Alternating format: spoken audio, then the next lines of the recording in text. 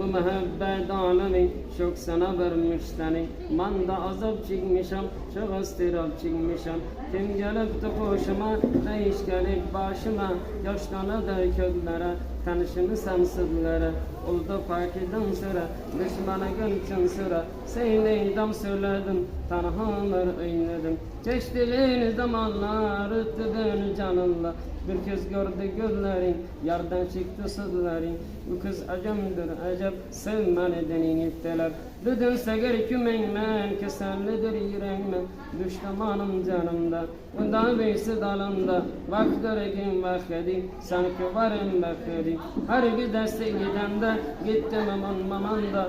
Çabaylama aldıma, ahir ki bir zaman. Tügemidin listesin, söyledi öz gelmesin. Ahmanin yaşıma, çok iş gelip başıma. Fiil ömür sürmüşem, çugatına gürmüşem. İndi sabiyin sana, tanımadı bir oğlana. Nüneti biram söyleyin, bana intibar eyleyin.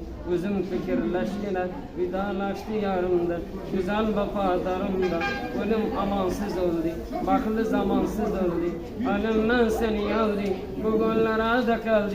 Adab şadman idik, acab mehriban idik.